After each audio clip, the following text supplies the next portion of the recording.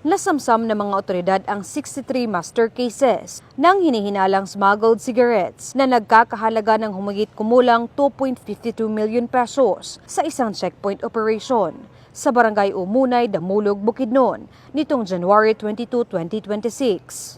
Nasabat sa Regional Border Control Point ng 1003rd Maneuver Company, RMFB-10, katuwang ang Damulog MPS, Bukidnon Provincial Intelligence Team, Provincial Highway Patrol Team Bukidnon, 2nd Bukidnon PMFC, at 1003rd Maneuver Company RMFB-10, ang truck at naaresto ang dalawang suspect.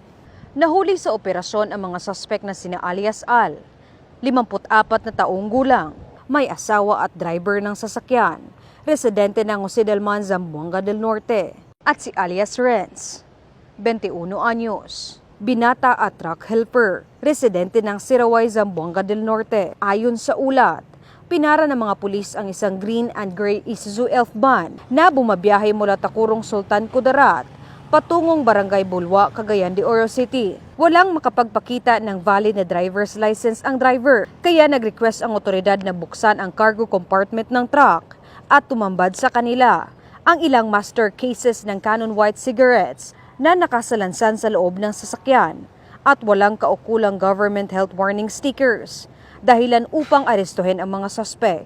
Ang dalawang suspect ay dinala sa Damulog Municipal Police Station para sa dokumentasyon at kaukulang disposisyon.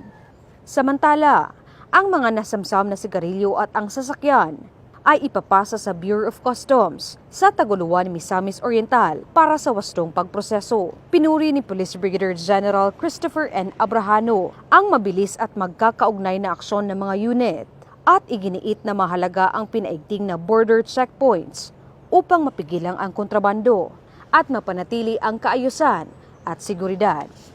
Mula dito sa inyong higalang pulis, Regional Office 10 Public Information Office. Ako ang inyong PNN correspondent, Patrolwoman Jane Rose Bohol, alagad ng batas, tagataguyod ng Balitang Pulis.